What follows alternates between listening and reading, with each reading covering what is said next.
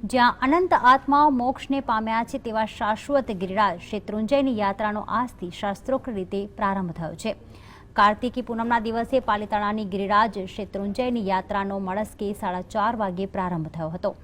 ચાતુર્માસના 4 માસના વિરામ બાદ આજથી 8 મહિના માટે ભાવિકો પાલિતાણા શેત્રુંજયની યાત્રા કરીને પુણ્યનું ભાથું મેળવશે।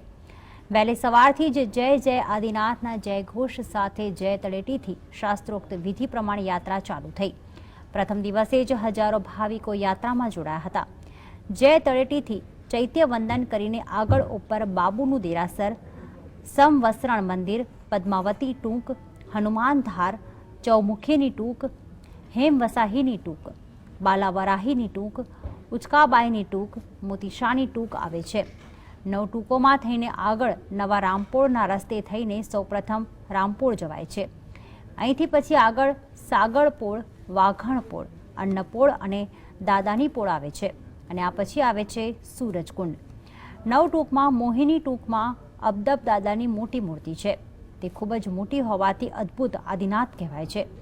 પાછળથી લોકોએ તેને અદબદ દાદા નામ પાડ્યું। તેની પૂજા વર્ષમાં એક જ વાર થાય છે।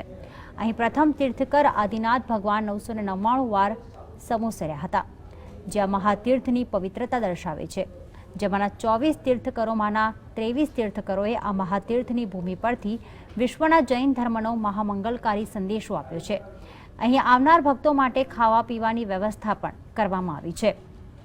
તો યાત્રામાં ભાવિકો ઉપરાંત આચાર્ય ભગવંતો, મહારાજ સાહેબો, આરાધકો તથા શ્રદ્ધાળુઓ, જૈનેતર સહિત હજારો ભાવિકો જોડાયા હતા।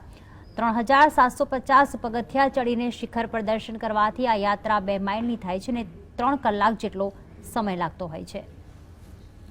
આણંદજી કલ્યાણજી પેઢી તરફથી ઉપર ગિરિરાજ ઉપર વચ્ચેની પરબોમાં પાણીની વ્યવસ્થા, ઉકાળેલા પાણીની વ્યવસ્થા, સિક્યોરિટીની વ્યવસ્થા, ક્યાંય પણ કોઈ યાત્રિકને તકલીફ પડે તો મેડિકલ વ્યવસ્થા, આ સંપૂર્ણ વ્યવસ્થા ગોઠવવામાં આવી છે।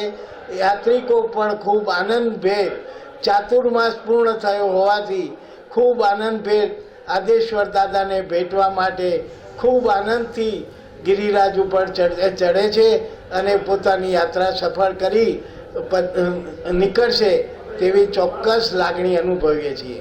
કાર્તકી સુદ પૂનમથી અત્રે જીવોની ઉત્પત્તિ ઓછી થઈ જાય એના હિસાબે કાર્તકી સુદ પૂનમથી ઉપર ગિરિરાજની યાત્રા શરૂ થાય છે અને જ્યારે અષાઢ સુદ 14 માય 4 મહિનાનું ફળ કાર્તકી પૂનમે વધારે મળે છે, માટે કાર્તકી પૂનમથી ગિરિરાજની યાત્રા શરૂ કરવામાં આવે છે।